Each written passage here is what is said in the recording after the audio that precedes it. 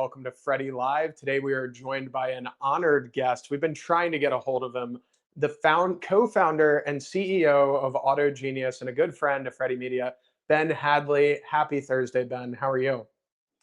Let's go. I'm pumped. Ben is somebody.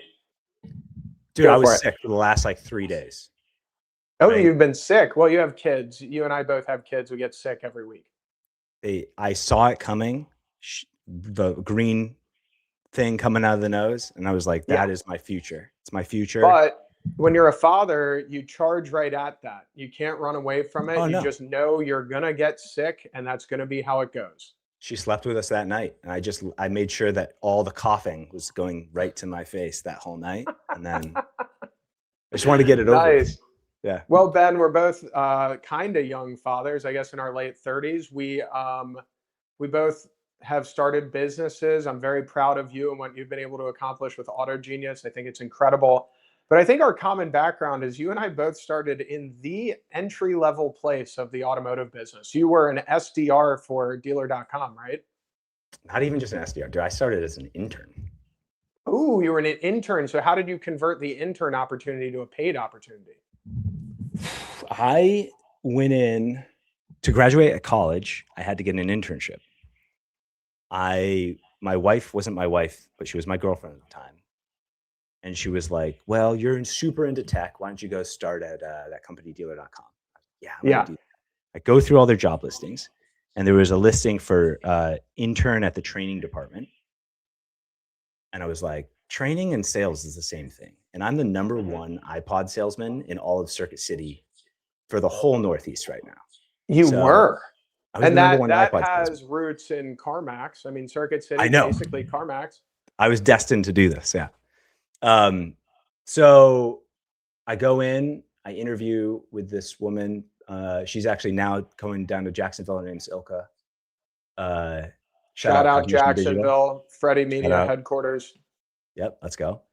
And she interviews me. I go, look, sales, like the best salesperson I ever met was my physics teacher.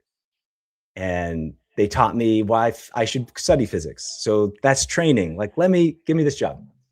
And she said, no, definitely not. And so I went home, thought I totally was going to go work at my dad's office in New York Life, sell life insurance. That's a tough go. Tough grind. And then I talked to my wife, and she goes, you can just apply again. I was like, oh, really? So I went back, and there was literally the next day they posted an internship for the account management team, which is sort of like a sales team. Yeah. They just landed Subaru and Chrysler. And I went in, and it was Ilka again. I walked in the door, and she goes, well, you can take rejection. Were you hoping she forgot who you were? I was pumped because I was like, I know what these interview questions are going to be. I'm going to be. And she was literally like, you take it rejection so well. She didn't even interview me. She was just like, ooh, you got it. It's a sales position. Wow. That's such a great lesson to everybody. Reapply and then show up for a sales role and say, I'm very persistent. I had that exact thing happen. You and I, maybe we don't say the name, but I was telling you about an influencer that I reached out to last night that I want to sign to Freddy Media. I think the top female business influencer in the world. And I have been sending DMs into the void, and normally I get responses. So I get a little prickly when I don't get a response. So I was sitting at dinner last night. I don't even know why I thought of it. I sent another DM, and then her reply to me was, you are very persistent. We need to talk. Bro, that is your superpower. Your superpower is in the 50 milliseconds it takes for most people to let self-doubt creep into their mind. I've already done it.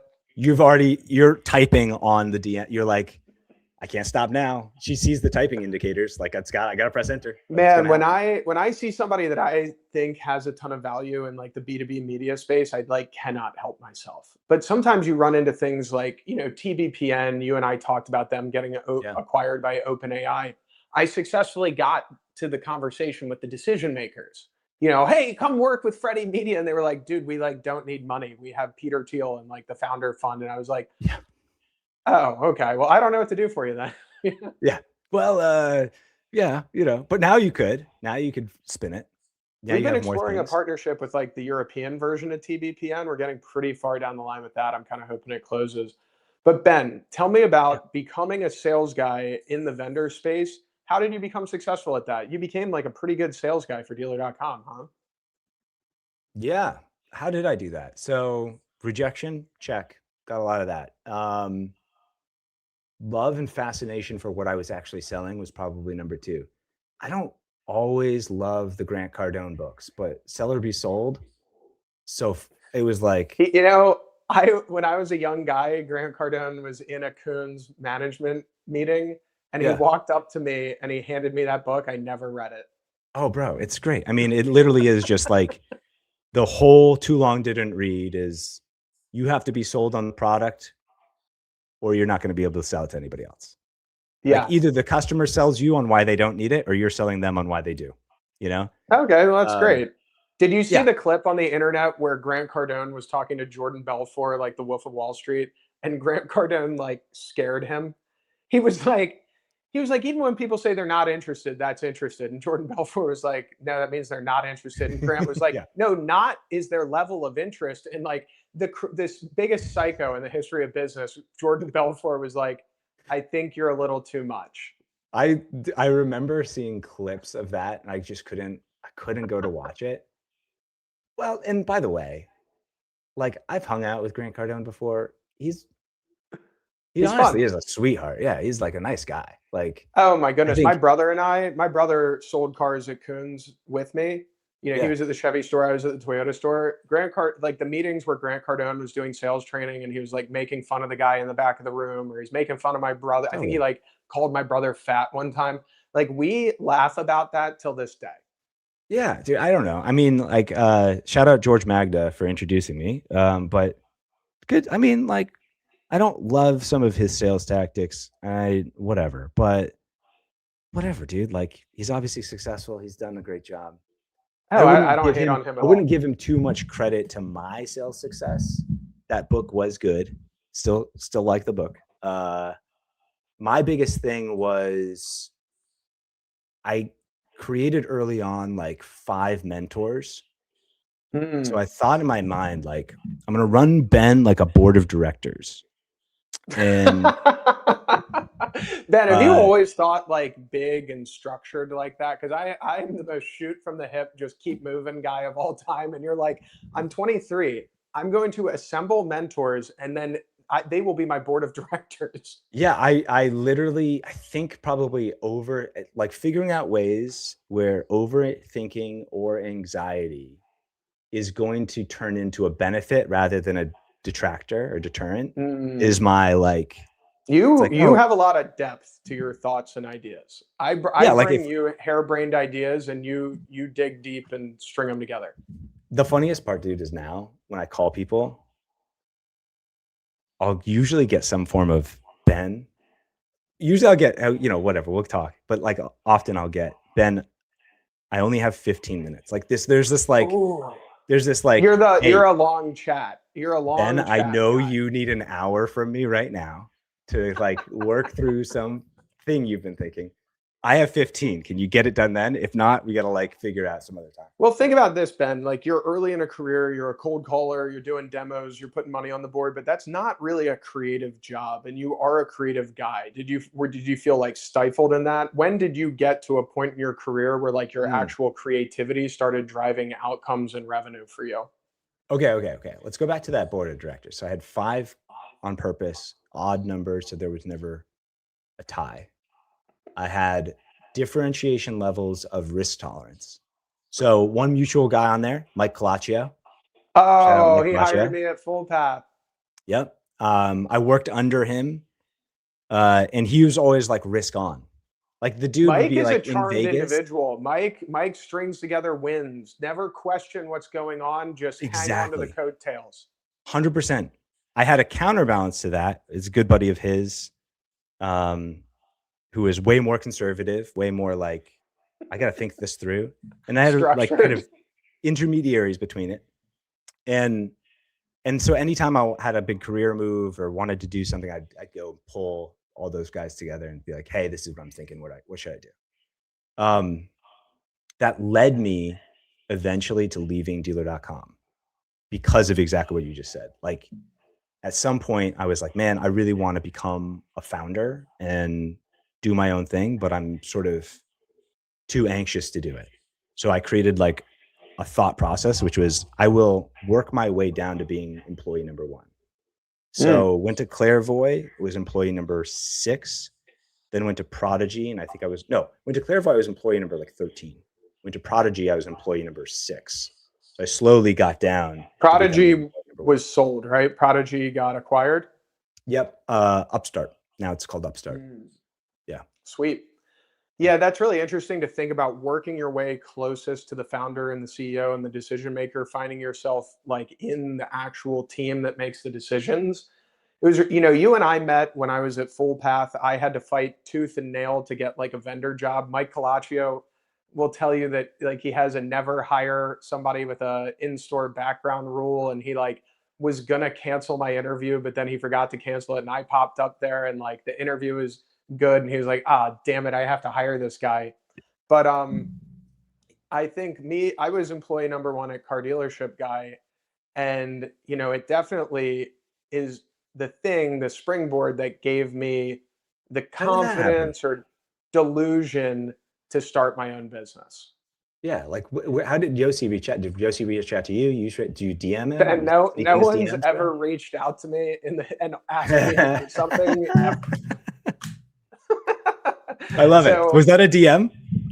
Oh yeah. So one day Yossi tweeted, he was still anonymous, that Full Path worked. It was like a milk toast endorsement. I strung together a ton of deals off that. So like I was sitting there understanding what just happened. And I don't think anybody else did. I was like, ooh, somebody tweeted something. I made a lot of money and I closed like a pretty big deal off of it. So I couldn't stop thinking about that. And I called I have like a little genius brother-in-law, went to Princeton. He's a Y Combinator. And I said, I've got the greatest business idea of all time. But I think if I tell this guy about it, he's just going to take it. And he said, my like 22-year-old little like genius brother-in-law, he's like, well, you have no leverage. So tell him all of your good ideas and just hope that he asks you to do it. Not bad advice. I sent like a well thought out, unsolicited business plan to that. And I went through LinkedIn, not through X, because I was thinking everybody, those those X DMs are going to be too crowded. So I went through, and then, I got kind of strung along a little bit. Tell me more. It was a lot of tell me more. And then I had to, when I actually like put the opportunity together, built the CRM, made a few phone calls, like got some revenue going, then I left Full Path. And it was a little awkward, it was kind of, I had to say goodbye to Mike Colaccio. That wasn't great. And I was making good money at Full Path. I was surfing all the time. But it was really like one of those moments where you see value and you decisively act on it, and then you like bring it to fruition and you go, oh my God, that just worked. And then there's a lot of people in your life telling you like, oh, well, that only worked because CDG was such a hot property. And then some people in your life are saying like, hey man, that was you, like you did that, giving you too much credit. So you try and like balance those two things and go, okay, well, I had some intuition. I built something. It worked. People loved it. So now I think that I'm this revenue machine, that I could do this for a bunch of other creators or media properties, whoever gives me the time of day. It's crazy, by the way, if you think about the walnut acorn effect. You know what I mean? Like the oak tree acorn effect. Like this whole sort of like thing that exists now has that's an origin story. That's like the DM is the seed. And now we've got like Russ and Bowtie and all like that whole thing now exists. That didn't really exist. I'll tell you, like everybody I reach out to is apprehensive to do it. So when I reached out to Yost, it was like the end of Get a Car. He was kind of in a tough spot. And like I had to persuade him to do it. And then, same with Russ. Russ just wanted to make brand deals. When I first met Russ, I talked to people, what are your ambitions in life? When I was a car salesman, I'd work 6 days a week. I always hoped for one day to own a dealership and not, maybe I wasn't there every day, maybe Monday through Friday. And Russ said to me, I want to be the number 1 Lincoln salesman in Pittsburgh. I said, gotta think bigger. Bigger than that. And so eventually we started making brand deals. And then when I left CDG, I said, well, first of all, I like needed money, right? I needed to Yeah. replace the price of appearing on CDG with Yeah. something equal ticket. So I said to Russ, I was like, initially I saw a pizza delivery guy come to the door. Russ, I was watching Clemson football. Russ didn't care about it. He just starts talking to the pizza delivery guy. And he's like giving this guy a lesson in how to do content. The pizza delivery guy said, "Holy smokes, your Russ flips whips. I've been trying to blow up on TikTok." And like Russ runs over there and he starts telling the guy how to hold the camera, what to say, the whole thing. And Yeah. then he sits back down and I'm like, wow, you have like the whole playbook in your mind. And he's like, yeah, no, it's like everything's deliberate on purpose. There's strategy behind it. And I'm like, well, let's write that down and see if Yeah. I can call a car dealership and see if I can get them to let us be their trainer. Yeah. And so Russ and I stayed up late and we were like doing it. He was very apprehensive. He was like, nobody's going to pay for this. So then the first store I called, I asked for X and I got one half of X. Still a lot of money. Let's And I go. called Russ. I said, "This is a ticket to the show, brother. We're gonna go Let's out go. there. I'm gonna, help you with this." It was a very forgiving crew. It was the Rorman group, like Zach Kinch and Austin Conroy. And the weekend we were there, we did this like amazing WWE promotion thing where like we said we were going to do a big sales event. These whoever buys a car spins the wheel, wins money. The first like 80-year-old lady who bought a car that weekend spun the wheel, won $2,000. Russ and I were like exploding Let's confetti cannons, go. balloons from the ceiling. I think the Rormans said to me, they were like, "Have you guys ever done this before?" I said, "No, you're the first one." And they were like, "Well, how do you know this is going to work?" And I said, "I think it's going to be a lot of fun." And they were like, "How's it going to work?" I'm like, "You're going to have a great time." And then Yeah. we just like, that was the weekend where we downloaded Austin Conroy's account as well, Dealer Plate Guy. We like named Yep. it Dealer Plate Guy on the spot. And then we Yep. started doing content and then he blew up. And then suddenly I had another creator at Freddy Media. Crazy, dude. I mean, if you think Yeah. about it, that whole thing, I don't think existed. I don't think, like, I mean, you think about it, like, really, like, you birthed like a new section of the industry, at least Yeah, it for was us. kind of like, it was like kind of like a weird decentralized Lauren Michaels move or like a Dave Portnoy move, but kind of more B2B. But then what gave you the delusional confidence to appoint yourself the founder of AutoGenius? I mean, you have a lot of technical Mm. acumen. I don't think people understand like what's under the hood with you. When you talk tech with people, you bring a lot to the table. But what the hell were you thinking starting a tech company? And I probably,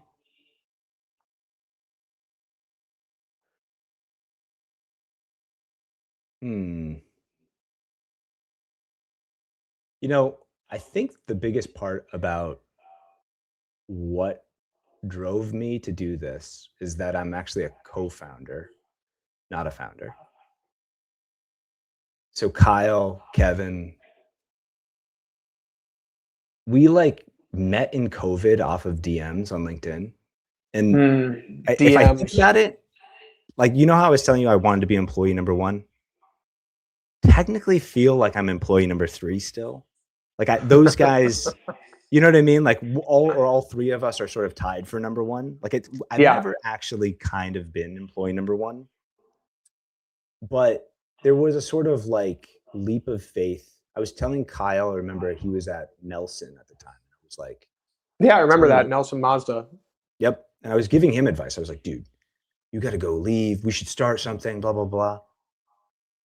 But I think I was actually just talking to myself, you Yeah. know? And then he did. And then I was like, well, shit. He left. We got to do something now. We should do something. And then it turned out that he was actually talking to Kevin at the same time I was talking to Kevin. And none of us Oh knew we were yeah. all talking to each other. So that Well, was you a know big what part of it. inspired me the most, Ben? I remember after I left Coons, I like needed a gig, right? So me Yeah. and a guy that I surf with in St. Augustine, we like spun up an offshore call center during COVID.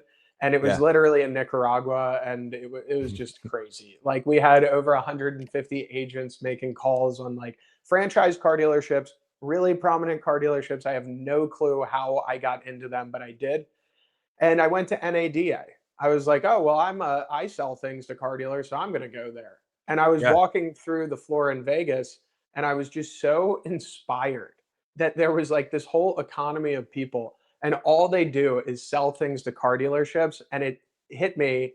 I was like, I think I know a lot about car dealers. I think there may be very few people on the floor here that did 10 years in retail, reported to Jim Oh, very Coons, few. you know what I mean? And I Yeah. was Yeah. Yeah. like, if all I have is that, if all I Yeah. have is that, I'll make something out of it.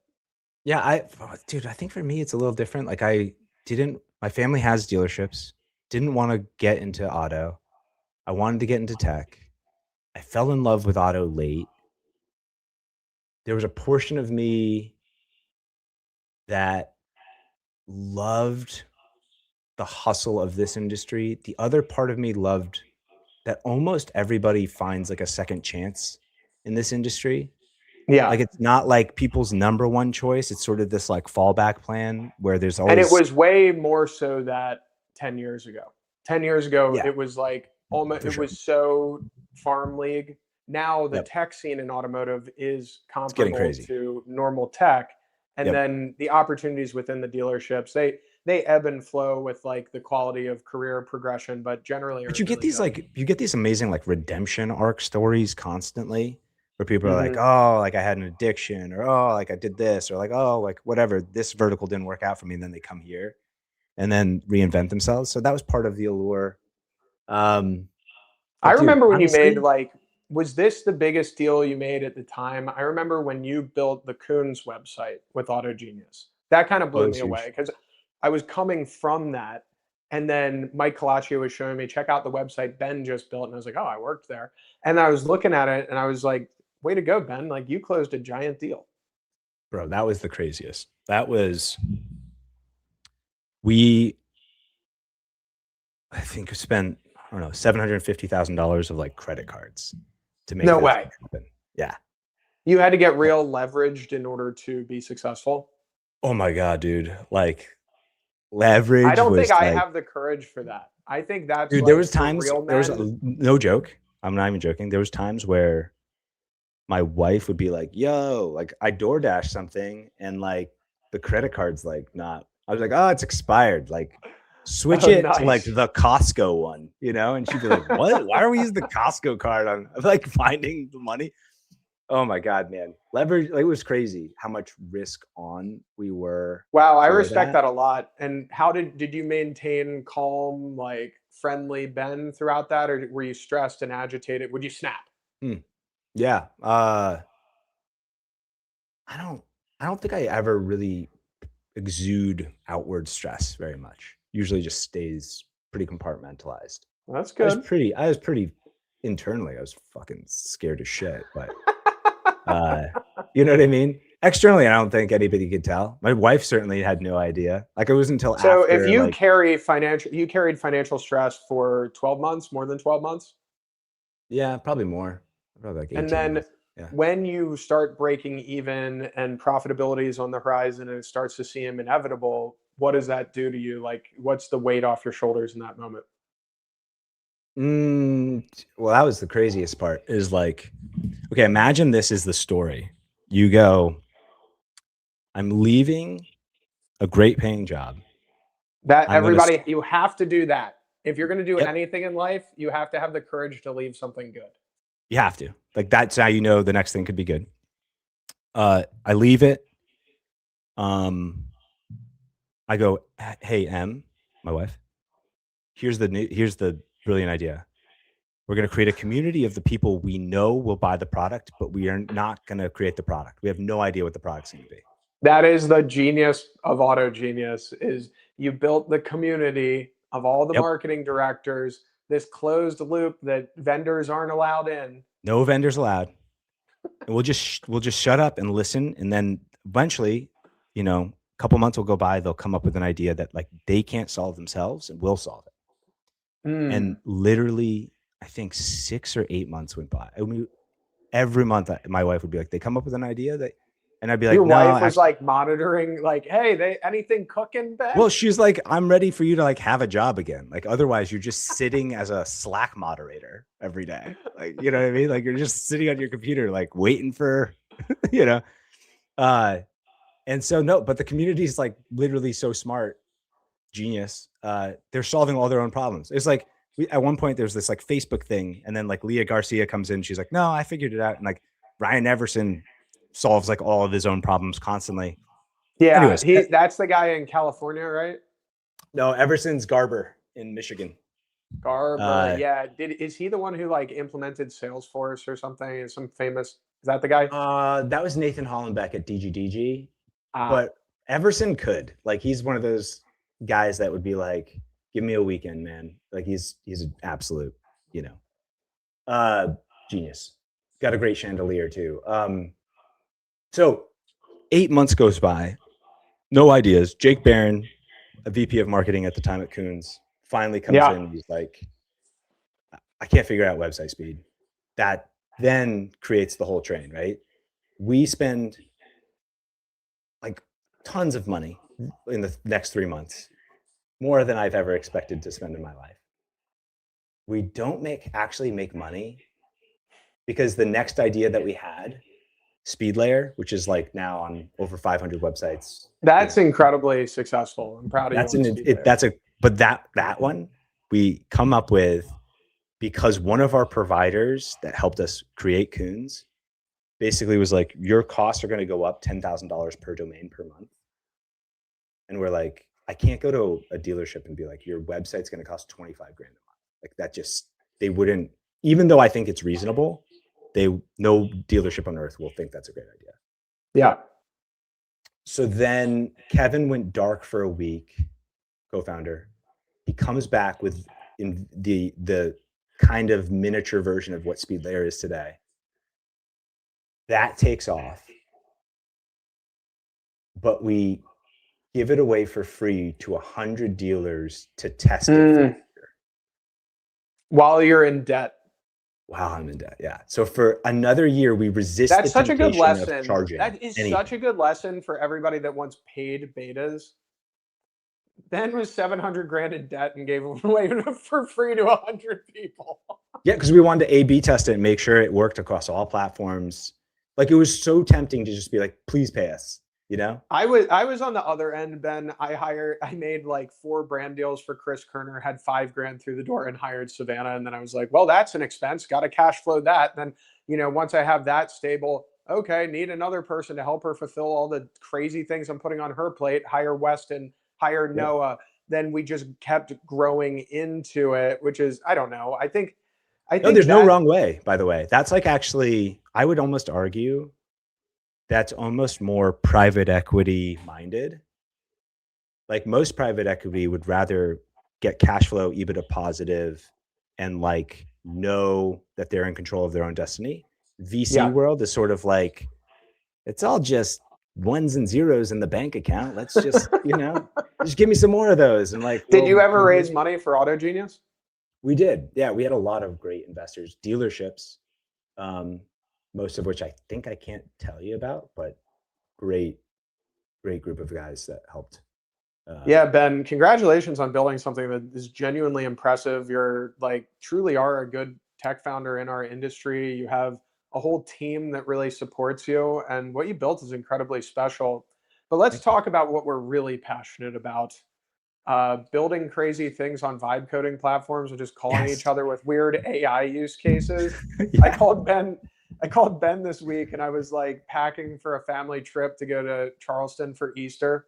I said, Ben, my daughter wrote a song. You like weren't taking the bait because you do all these like crazy AI songs. You're like, oh yeah, use this platform. And I was like secretly like, I wish Ben would just do it for me.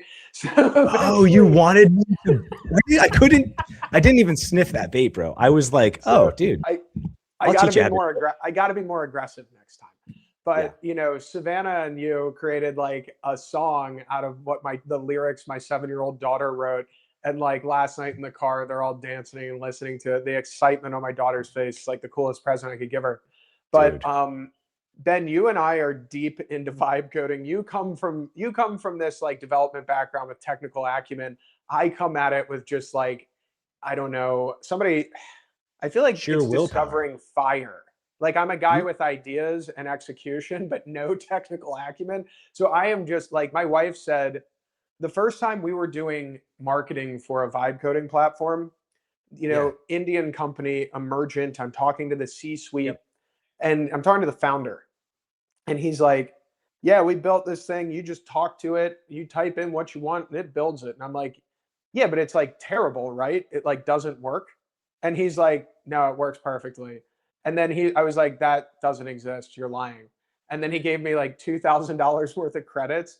And when I started working on it, my wife said I didn't talk to anyone for 2 weeks. I was just so in it.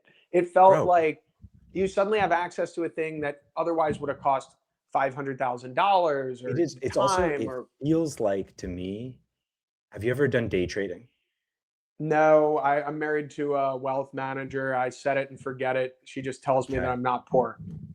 So it's kind of, maybe it's similar to a casino too, but like the dopamine you get Yes. from like Yes. da da da da da. It's like I think like it's closer also to Harry Potter. You're I've literally been describing it learning as Harry Potter. incantations. Yeah. Yep. Like if I say these words in this order, oh shit, magic. Um, You're right. but And it's yeah, all about precision in directing what to build. And I yeah, think in the beginning, I saw it as this thing where I'm going to build these like complex apps. And man, I could bring you through B2B media brokerage marketplaces I've built or link in bio concepts or all these crazy things, right? But at yeah. the end of the day, what I love to do with it is I love to talk to Claude about, hey, here's this like presentation or pitch I have to make to somebody. Let's ideate down to what they need to see. Let's look at Mm, our costs and our prices because yep. Freddie, we're selling things that we like. It's something different every week. So I'm like developing a package, and then I say, okay, that package looks good. Now give me the prompt for emergent to make a clean presentation. And then sometimes I'll make the Mm, presentation as like a standing website, or I'll make it as a PDF that I download and send to somebody. But yeah. suddenly, like or we make little thinned out websites or questionnaires or lead forms, or sometimes we do develop products that work really well, chat tools on website, whatever is really needed. But I believe in the building products for your business ecosystem more than I believe in anything. I believe that we are handing the tools to business people that understand their business better than a software company, and they will Yep. basically take it and run with it. Austin Conroy from Rohrman called me this morning. He said, dude, I've been vibe coding like crazy. I'm like, yeah, welcome to the club. We're like throwing our lives away collectively. And he's like, I built a master's sheet. I want you, he's adding me to his like little master's money pool or something like that. And then he's coming up with dealership ideas. So, Yeah. you know, I'm thinking about how can Freddy Media like empower that environment going forward. But Ben, as we all know, the biggest impediment to success and vibe coding in our industry, we could go be successful in every other industry, but it's data access in automotive. There are no Yeah. APIs. It's a walled garden. So how do you see all the people, these auto geniuses, what are they doing with vibe coding? I mean, man, I was talking to one of our youngest geniuses. I think he's the youngest, Elijah. Oh, I like him a Good, lot, Surat. good follow. Good follow on LinkedIn. Like and follow and subscribe. Um, he has now taken the stance that essentially he's going to try to build anything he's interested in first. Yes, that's what I wanted to hear. Actually, I'm going to reach out to him about that. You should. He's absolutely some of the stuff he showed us. We do these like Alex Olenek will run like a weekly meeting with the genius That guy community. is great. That guy is Also, awesome. everybody I talk to, like also like that's in the community, every one of them is a genius. Like Do you Alex know is when you genius. mention people, I don't know who's in Auto Genius. When you mention Elijah, I'm like, oh, yeah, I know Elijah. Or mention Alex, I'm like, oh, yeah, I know. So, Well, but Alex was in the community, then we hired him. You oh, know, good ultimately, hire. yeah, good hire. He's smart. So smart. So we did an AI community get together on a Zoom. Actually, kind of crazy. The close rates on AI sourced traffic through the roof. So I bet. one thing to think about is like people probably trust their conversation with an AI more than anybody else right now because it's so personalized. People talk It's to so it like deep. their therapist, man. Yeah. So if it's like recommending a Ford Explorer, you're kind of like, all right, I believe you. But the other piece is a lot of people in the community were vibe coding something at that moment, creating their own solution. And I do see this new kind of like hybrid thing happening. The CRM company that can't discuss too much about, but that they're purposely sort of making part of their platform open to people connecting to it. Oh, good. So there's at least one soul out there who's going, I'm going to empower this environment. I see Yeah. it as like Freddy's long-term mission to not own that environment, but like really empower it. Like provide a space that's common to automotive people where they can come in and develop or help them develop or, guide them along the way. But Ben, we should host like a vibe coding event one day where we're all like Oh building man, could stuff you together. imagine if we did like a Genius Freddy hackathon? That'd be fun. We should do that. We should do it live, like in the evening one time. I'm in, dude. That'd be sick. Like the problem is you have to do it for like 6 hours. You have to do it That's from like okay. the hours of like 10 p.m. to 4 a.m. Because Yes. that's when all the best Oh, vibe coding happens. the kids are in bed. You're like, Yeah. you're not gonna watch a movie that night. You're gonna do this. You're like vibe, dude. I'll be like next to Emily. I'll be like, she's like, "What are you doing?" I'll be like, and she's like, What's your "I know favorite you. vibe I know coding you know." platform? What's your favorite vibe coding platform? What's your favorite LLM? Oh no. Right now, shout out GLM 5.1. GLM 5.1, 20x the tokens that you're going to get with Cloud Code. SWE benchmark is ahead of it, slightly better with coding. Have you been able to begin to understand value among tokens? Like if one platform's giving you better value than the other, are I you did tuned in enough to understand it? 250 million tokens yesterday. With whose money? Goodness, buddy. No, that's Did you take out a second mortgage? How much money did you spend? I'm running the same I feel playbook. guilty when I spend $1,000 on tokens. I'm like, oh, I should have. No. So that's why I'm telling you, GLM 5.1. I think it's like $200 a quarter. Ooh, and you're getting like 20x the usage that you would get on the $200 per month plan on Cloud. Yeah. And when do we get rug pulled? Ben, when do we get rug pulled? I was just talking to another founder today about this. Because think about this conundrum, Ben. We're injecting Claude and Perplexity. All of our stuff is built on this. We're extremely dependent. Okay, they got us. We're hooked. And they own our blood. Now it's in all of our stuff. And when do these tokens become 100x more expensive? I think that's the greatest bet ever, is that one of two things happens. Sam Altman or Claude. Shout out Sam, told everybody that he's going to upload his brain to the internet. Good for him. It's insane. But okay, Sam Altman. Forget the Claude guy, Dario. Yeah, he's great. Is that Dario? Yeah. Okay, you got those guys. Their bet is, they own your blood, then they increase the price. I don't know if you've played with any of the open source models. Right now, I'm training a model, Quen distilled 9 billion parameter model, to be my memory.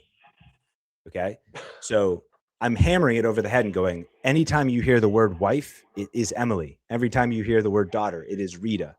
Okay, because essentially, if you have a model that becomes overfit to you, that it essentially becomes like a subconscious layer of your memory.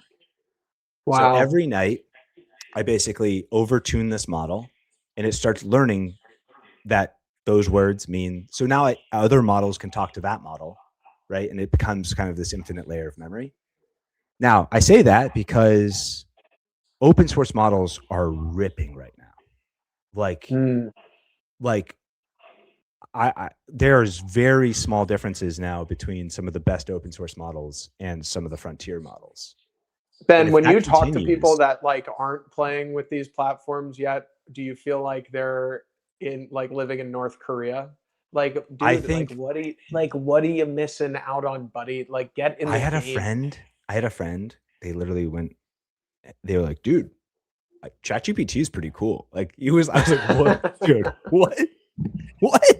You you just like it was like he had just logged in and just started like not treating it like Google, you know?" I And, feel delusional pressure over this kind of like free window of usage where everything's extremely yeah. subsidized, Oh, $200 a sorry. quarter. That was the point. Either they own our I feel blood like and I they have increase it. to make hay while the sun is shining, while it's cheap, and Yes. then get to a strategic position as fast as possible before it becomes $10,000 a month. And maybe swap to open source. I think so. That's what I think is like it's very possible that the bet Sam and all those other guys are making is they own the blood, then they're going to increase the price later. Like, they're like drug dealers. They like sell the fentanyl for cheap and then they like jack it up. There's also the possibility that like open source models become like so widely and amazingly available that bet never comes to fruition and everybody just has a It becomes GPU at very home. competitive, but Yeah. the bottleneck is the actual compute. Like get back to the data center and the actual energy being burned to generate the GPUs. Yeah, I mean, definitely energy, but like what's odd is that we're watching smaller parameter models perform as good. Like the Quen 30 billion parameter model outperforms the 120 billion parameter model that OpenAI open sourced. Like that's the weird trend. So think about AI in this fashion, Ben. Yeah. It's replacing a human. It's doing the job of a human. It's priced well below a human. Generally, that logic doesn't stand in software pricing. They never allow value arbitrage to live on a dollar basis. They make it live on like an efficiency basis. So when does Say that in a AI different way. get Hold paid? on, hold on. Like I right can't. now, we're getting Yeah. these Harry Potter outcomes for $100 a month. Yeah. And even if these models don't become more expensive, software rarely stays at the price of the people it's replacing or like much below that. Eventually, the value prop will be it's performing a lot better. So you're going to pay the same 10 grand a month that you were paying the guy that it replaced. It's just going to be working No. at 5x the speed. This is my point though. Bro, I got Quen, Gemma, both running on this Mac studio right in front of me, right? For free, for the cost of electricity. Ben, do you have a dog? You may need a dog. I do have a dog. Thank goodness. Do you ever just his reach name's down Bernie. after a day of talking to Quen and Jenna and just touch the dog and go, good boy? I got grass outside. I touch grass, Like half of my day is existential, oh my God, AI. The other half of my day is plugging away and trying to like leverage it best I can to stay ahead of. Do you have a grand play like AutoGenius where it is now? Yeah. And I'm assuming AutoGenius is the vehicle for wealth and growth for the next 30 years of Ben. Yep. Like, do you have a big play in mind? And I even if you say no, I think you have a big play with what you currently have. For sure. But do you have a crazy AI automation flow through AutoGenius 100%. that you're like ready to unveil? Yeah, I can tell you. It's if you work backwards, you cannot have fully personalized website experiences without solving speed first. So like there's no reason you should have 45,000 visitors going to one website. There should be 45,000 visitors per month going to 45,000 different versions of your website per month. Great sales pitch. Keep that in the deck. Everybody will buy that. So good. But there's a 46th, right? Or a 45,001 visitor. I believe that website traffic is going to 5 to 10x over the next year. 2 years. Because AI agents will be zipping around? Yes. I'll have I 5 agree. agents visit the website on behalf of me, which means that we have Oh, to I have a rethink. concept around that. I have a concept around that for Hold on, hold on, AI. hold on, hold on. We have to rethink analytics, right? Mhm. So like, once you've solved speed, great. Can you bifurcate good bot traffic versus bad bot traffic, humans versus not humans? But then when you double click into the not humans, bot scrapers versus bot shoppers. And then can you Yeah. understand that a bot shopper visiting your website and leaving in 0.2 milliseconds is a good thing, not a bounce? That is Right. actually a new type of engagement rate.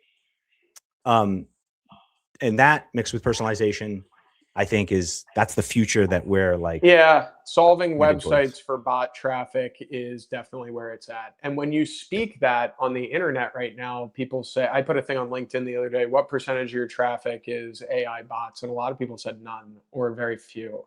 That's But it's a lot. It's it's a an whole insane lot. amount. Yeah. What is Like it? Give it's me like your gut feeling. 30% Percentage easily. of percentage of car shopping online That's in bot total. is 30% for sure. That's 30? LLM. Yeah, that's LLM is different. That's bot in general, 30% easily. Okay, give me like the deliberate LLM actually shopping thing. Oh, LLM like 5%, sub 5%. And then that is what you want to solve for. That growth over time, basically allowing an LLM to plug into your experience, get what Yep. they need, and then serve them correctly so that you win the deal. Yeah, 100%. I want to give LLMs the best version of the website possible for them. I want to give humans a different version for them. And then there's no reason that Carol and John, who are customers of you, should see the same website. They should When see totally. when an LLM shops a website, should the front end even matter, Ben, or should you just click into the back end data and just serve it the data at once? I think. Oh, dude, I don't want to give away the secrets yet of what I think there.